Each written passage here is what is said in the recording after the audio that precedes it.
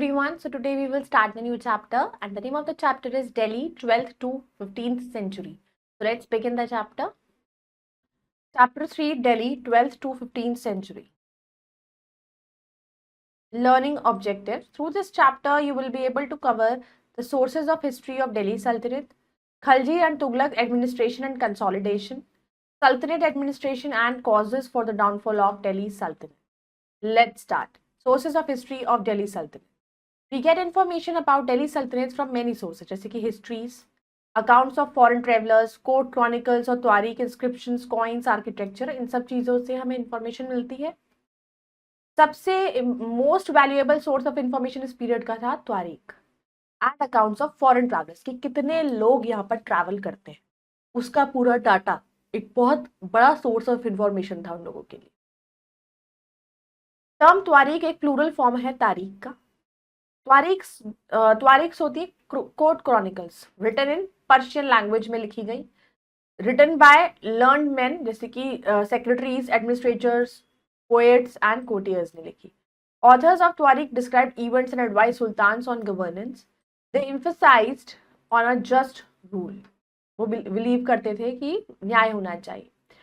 However, on the following grounds हम ये बोल सकते हैं कि authors did not provide information about the lives of ordinary men and women. Authors lived in cities, especially Delhi. They rarely lived in villages. They generally wrote chronicles in the praise of sultan so that they could get rewards उन्हें मिल सके. They advised rulers to preserve an ideal social order based on birthright and gender distinctions. Their ideas were kept secret by the sultans. अब circle of justice. फाखरे मुदाबिन ने लिखा था 13th century में, a king can not survive without soldiers, कि एक राजा जो है अपने सोल्जर्स के बिना सर्वाइव नहीं कर सकता. And soldiers can not live without salaries, और सोल्जर्स सैलरीज के बिना नहीं रह सकते. सैलरीज कहाँ से मिलती है? रिवेन्यू जो पीजेंट से मिलता है, फार्मर से मिलता है. पीजेंट रिवेन्यू तब पे कर सकते हैं जब वो प्रॉस्पेरस और हैप्पी हो. तो ये कब होता है? जब किंग प्रमोट करता है जस्टिस एंड ऑनेस्ट गवर्नेंस. जब किंग, न्याय करने वाला इंसान अगर आपका सही है, न्याय करता है, आपको सपोर्ट करता है, सही चीजों में आपके साथ अन्याय नहीं करता है, तो लोग खुश होंगे. लोग खुश होंगे तो वो टैक्स भी पे करेंगे. आप टैक्स पे करोगे तो सोल्जर्स के पास भी ऑटोमेटिकली सैलरीज जाएंगी. We have studied in the previous chapter that defeat of Prithviraj Chauhan by Muhammad Ghori in 1192 laid the foundation of Turkish rule in India. तो जब पृथ्वीराज चौहान को हराया था मोहम्मद गौरी ने, Mohammad Ghori was murdered in AD 1206 में उनको मर्डर किया गया. उनका कोई आगे हायर नहीं था, कोई सक्सेसर नहीं था, तो उनके जो जनरल्स थे उन्होंने अपने आप को इंडिपेंडेंट कर दिया और अलग अलग पार्ट्स में वो लोग बिखर गए. One of his generals Qutbuddin Aibak AD 1206 से 1210 तक उन्होंने एज्यूम करा control of Mohammad Ghori India's possession and laid the foundation of Delhi सल्तनत. उन्होंने तो स्टार्ट किया. पीरियड बिटवीन AD 1206 टू 1526 को हम पीरियड ऑफ दिल्ली सल्तनत कहते हैं. दिस इज बिकॉज जो रूलर्स थे इस पीरियड के उनको सुल्तान्स कहा जाता है और उन्होंने रूल किया from their capital city Delhi. The slave dynasty AD 1206 to 1290, the Khalji dynasty AD 1290 to 1320, the Tughlaq dynasty AD 1320 to 1414, Sayyid dynasty AD 1414 to 1451 and Lodi dynasty 1451 to 1526. Delhi सुल्तान ने बहुत सारी नई सिटीज इस एरिया में बिल्ड करे, जैसे दिल्ली, कुन्हाना, श्रीरी, जहांपना, तो ये सारी जगहें बनाई गई. अब रजिया AD 1236 से 1240 तक रजिया सुल्तान थी जिन्होंने रूल किया था. बिफोर हिज डेथ इल्तुतमिश ने अपनी डॉटर को नॉमिनेट किया था रजिया को अपना सक्सेसर. रजिया सुल्तान यूनिक थी हिस्ट्री ऑफ दिल्ली सल्तनत में, बहुत ही अलग थी. She was the first and the last women Muslim ruler थी मिडीवल पीरियड की, पहली और आखिरी women. She was a brave, intelligent woman, बहुत बहादुर भी थी, समझदार थी. She possessed all the qualities थी उनके अंदर जो एक रूलर में होनी चाहिए. She was an excellent horsewoman, घुड़सवार थी बहुत अच्छी. She dressed like a man की तरह रहती थी. Personality led her army in battle. But nobles did not like the idea of being ruled by a woman. लेकिन वहाँ के लोगों को पसंद नहीं था कि एक वुमेन रूल करे, उनकी सोच थी. तो एक chronicle of the age Minhaj Siraj recognized that Razia was more able and qualified than all her brothers. अपने सारे बच्चों जो थे उनके सारे भाइयों में सबसे ज्यादा क्वालिफाइड और इंटेलिजेंट थी. स्टिल उन्होंने सोचा कि क्वीन का रोल अगेंस्ट जा रहा है हमारी एक सोशल ऑर्डर के, जो गॉड ने बनाया कि एक औरत को रूल नहीं करना चाहिए, जिसमें women were suppose to be subordinate to man. तो अल्टीमेटली उनको मार दिया गया AD 1240। The Khalji and Tughlaq administration and consolidation. सुल्तान जो थे उनका डिसेंट्रलाइज फॉर्म ऑफ गवर्नमेंट था। इस time of Ghiyasuddin Balban AD 1266 to 1287 तक जो सेंट्रल गवर्नमेंट था उनकी एनॉर्मस पावर्स थी ओवर द प्रोविंशियल चीफ्स, जिसने उन्हें हेल्प किया ताकि वो फर्दर एनहांस कर सके पोजीशन सुल्तान की और एक्सरसाइज कर सके अपना कंट्रोल नॉबिलिटी पर। ही हैज ऑल्सो इंट्रोड्यूस बहुत से रिफॉर्म्स आर्मी में उन्होंने इंट्रोड्यूस कराए और बहुत सारे अच्छे ऑफिसर्स को उन्होंने अपॉइंट किया, जिससे हेल्प उन्हें कलेक्शन रेवेन्यू कलेक्ट करने में एक ट्रांसपेरेंट तरीके से उनको मदद मिली कि कोई भेदभाव नहीं, कोई लड़ाई झगड़ा नहीं। स्ट्रॉन्ग सेंट्रल गवर्नमेंट ने इनेबल्ड करा बलबान को और उसके सक्सेसर्स को द खलजीज, ताकि टू डिफेंड इंडिया बॉर्डर को डिफेंड करे against repeated attacks by the Mongols ने जो कंटिन्यूअसली अटैक हो रहा था। इल्तुतमिश के अंडर क्या था, जो गवर्नर्स थे उनको अपॉइंट किया गया as provincial administrator. These governors were also slaves भी थे, वो स्पेशली ट्रेंड किए गए थे उनको मिलिट्री सर्विस के लिए। इनको बंदागन इन पर्शियन कहा जाता है, पर्शियन लैंग्वेज में इसको इनको बंदागन कहा गया। They held important political offices in kingdom. अब उनका महल में ही ऑफिसेस बनाए जाते हैं।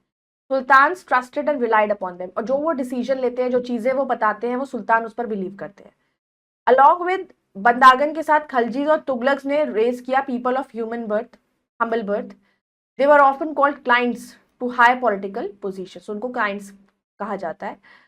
ऑल्दो क्लाइंट्स और जो बंदागन्स थे उन्होंने प्रूव किया बहुत ही successful, yet they introduce an element of political instability to the सल्तनत।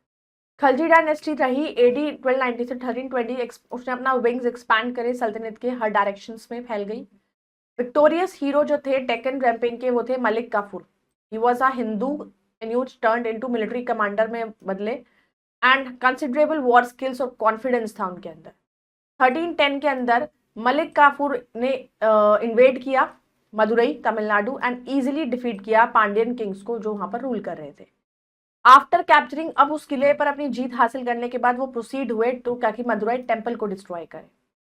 अब जब टेम्पल पे पहुंचे तो प्रीस्ट ने उनसे पूछा कि वो एलिफेंट को जो स्टैचूज है उनको फीड कराए और सम शुगर केन फर्स्ट, कि पहले कुछ गन्ना लेकर वो इस हाथी के स्टैचू को दे। To everyone surprise when he offering of sugar cane was made, the elephant statue came alive. और ये सब लोग इतने हैरान हो गए कि जैसे ही उसने वो शुगर केन को उसे ऑफर किया है उसके स्टैचू को, तो वो अलाइव हो गया, जिंदा हो गया। एंड स्ट्रेच हिज ट्रंक, उसने अपनी सूंड हिलाई और सूंड को स्ट्रेच किया और उसको शुगर केन को खा लिया। तो this save the temple and Malik Kafur wanted to know more about this miracle. और जब वो मिराकल उसने देखा तो उसने उस टेम्पल को तोड़ने से रोक दिया। फैक्ट ट्रेजर, मलिक काफूर एक slave bought by 1000 dinars by Alauddin Khilji उनको लेकर आए थे। Therefore, he was also known as हजूर दिनारी, उन्हें कहा जाता था। He commanded by the Khalji army that conquered Darb Samudra and Madurai. Mohammad bin Tughlaqs controversial projects थे transfer of capital from Delhi to Devagiri कर दी इन द डेक्कन 1327 सी में। देवागिरी को वापस रिनेम किया गया दौलतबाद। अब रीजन फॉर दिस चेंज था वाज देवागिरीज लोकेशन और प्रॉक्सिमिटी जो थी साउथ इंडिया के टुवर्ड्स।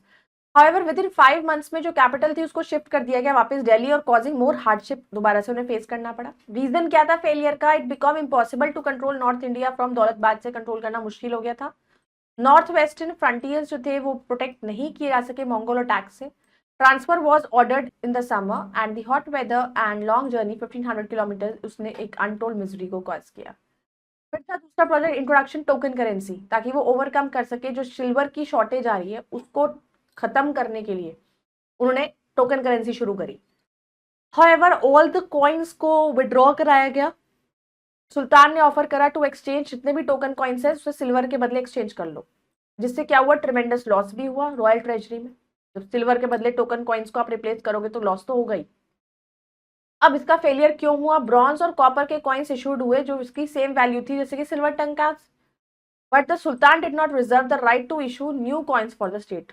अब there was a large scale circulation हो गया फेक कॉइन्स का, circulation of fake coins and it causes chaos। इससे ट्रेड और कॉमर्स में chaos क्रिएट हुआ।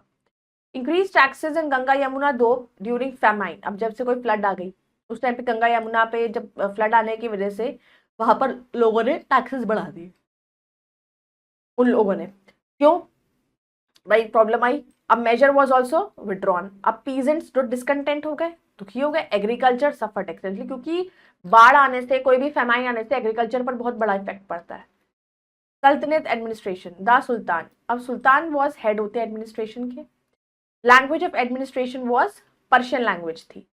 He was advised on affairs of such state by trusted nobles and in judicial and religious matters by the ulema. तो जो state में जितनी भी चीजें होती हैं उनके अफेयर्स को हैंडल करना उसको ट्रस्टेड नॉबल्स के थ्रू होता है और matters by the Ulema. He derived power by introducing divine right of kingship, according to which ruler जो है वो रिप्रेजेंटेटिव होता है गॉड ऑन अर्थ का। उन्होंने इंट्रोड्यूस करा rituals of sijda and paibos to exert his superiority. Division of the empire. अब सल्तनत वो डिवाइड हुआ इक्ताज और प्रोविंस में under the charge of muqtis and walis. Iqtas सब डिवाइड हुए शिख्स में जो प्लेस किया गया अंडर शिकदार्स। शिख्स को सब डिवाइड किया parganas and place under amils. Pargana consist of number of villages उसमें थे। अब विलेज हेडमैन या मुकद्दम वही विलेज चलाते थे। पटवारी लैंड रिकॉर्ड रखते थे। सारा पटवारी का काम क्या होता है? सब किसके पास कितना जमीन है उसको रिकॉर्ड रखना और सुपरवाइज करना कि लैंड रिवेन्यू प्रॉपर टाइम पर कलेक्ट हो रहा है या नहीं। Your wise, how did the division of Saltanat help with administration? Why was it necessary for the sultans to reorganise the administrative system? Department of administration. अब king ने ruled with the help of ministers जो incharge थे various departments के। Wazir headed the दीवाने वजारत। He looked after the income, expenditure, collection of revenue and overall financial matters. Arizen Malik, along with his deputies, looked after army and military affairs. को उन्होंने ध्यान दिया। The chief Sardar of Chief Qazi looked after all charities and added the department of justice को handle किया। Agrarian conditions। अब जो इक्ता system था वो सबसे important administrative और agrarian measure था जो इंट्रोड्यूस कराया गया तुर्क्स इन इंडिया। वो ग्रेजुअली हेरिडिटरी बन गया। बिगर इक्तास हेल्ड बाय दोज जो इंचार्ज थे हायर डिपार्टमेंट्स के, और स्मॉल होल्डर्स जो थे वो इंडिविजुअल सोल्जर्स जिनकी कोई एडमिनिस्ट्रेटिव रिस्पॉन्सिबिलिटी नहीं थी। इनके साथ साथ दिल्ली सुल्तान्स ने इम्पोज करे बहुत सारे टैक्सेस, पीजेंट्स पर बहुत टैक्सेस लगाए, जैसे खाराज हो गया, लैंड टैक्स, गाड़ी हो गया, हाउस टैक्स, चराई हो गया, कैटल्स पे टैक्स। Rate of revenue was high, ज्यादा रेट हाई था। Peasant sometimes give as much as half of the total produce in tax. तो जितना टैक्स जो क्रॉप्स अनाज उगता था उसका जो आधा होता था उसका आधा का टैक्स पे करते थे क्योंकि टैक्स बहुत ज्यादा हुआ करता था। अब ड्यूरिंग द अलाउद्दीन खिलजी के रेन के टाइम पे रेवेन्यू बेस्ड होता था कि एक्चुअल मेजरमेंट ऑफ लैंड कि किसके पास कितना लैंड है और जितना लैंड होगा उस पर कितनी क्रॉप्स ग्रो होती है उसके अकॉर्डिंग उनको टैक्स देना पड़ता था। जबकि ग्यासुद्दीन तुगलक के टाइम पर इट वॉज क्रॉप शेयरिंग के बेस पर था। तो करप्ट रेवेन्यू ऑफिसर्स जो है वो हरास कर ऑफन हरास्ड पीजेंट्स को हरास करते थे। डाउनफॉल ऑफ सल्तनत। अब फॉलोइंग फैक्टर्स थे जिसकी वजह से एंड हुआ सल्तनत रूल का। बहुत सारे रूलर्स थे, नसरुद्दीन मोहम्मद एंड फिरोज तुगलक, वो स्ट्रांग नहीं थे। उनके करप्ट अपॉर्चुनिस्ट एंड नॉबल्स थे जो मैनिपुलेट करते थे, उन्हीं के को दूसरों की नजरों में गिराते थे और उनको अनपॉपुलर बनाया, जिससे कि फॉर्मेशन हुआ बहुत सारे group of likes among the nobles which divided their loyalty towards the sultan. Iqta system ने हेल्प किया to decentralise power of king. अब किंग की डिपेंडेंस थी नॉबल्स पर, वो बढ़ गई क्योंकि उन्होंने उसे कॉन्टिजेंट्स प्रोवाइड किया। ऑन वेरियस ओकेजन्स जो वीक एम्पायर्स थे वो टारगेट ऑफ अटैक्स बनते थे। जब जो कमजोर होगा उस पर अटैक होगा फॉरेन इन्वेडर्स के थ्रू, जैसे कि मंगोल्स, सच एज मंगोल्स। अब सुल्तान्स ने फॉलो नहीं किया law of primogeniture whereby eldest son ने सक्सीड करा his father as the ruler. This led to tragic war of succession, thus weakening the empire. Fact treasure major literary sources of Sultanat period में include किया Tarikh Firoz Shahi by Ziauddin Barani gives us information about Delhi sultan starting from Balban to Firoz Tughlaq. Miftah ul Futuh by Amir Khusro enumerates the military campaigns of Jalaluddin Khilji. Tabaqat Nasiri by Minhaju Siraj deals with the political history before and after the Khilji period। Futuhat Firozshahi by Firoz Tughlaq, वो भी एक autobiography है जो लिखी गई to win the sympathy and cooperation of his religionists. Now let's do think and answer. Darken the correct circle in the Omya sheet. What was the language of administration? Persian. Why did Balban insist on practice of Sijda and Paibos? He wanted to declare his superiority over the nobles. Who were the weak sultans? Babur. Muhammad bin Tughlaq transferred his capital from Delhi to Devagiri. The Sayyid dynasty lasted from 1414 to 1451 AD. Now let's do fill in the blanks. The Wazir headed the Diwane Wizarat. Haraj was tax on land. Corrupt revenue officers harassed peasants. The Iktas were subdivided into sheikhs. Now let's do the true and false. The Sultan was the head of administration. True.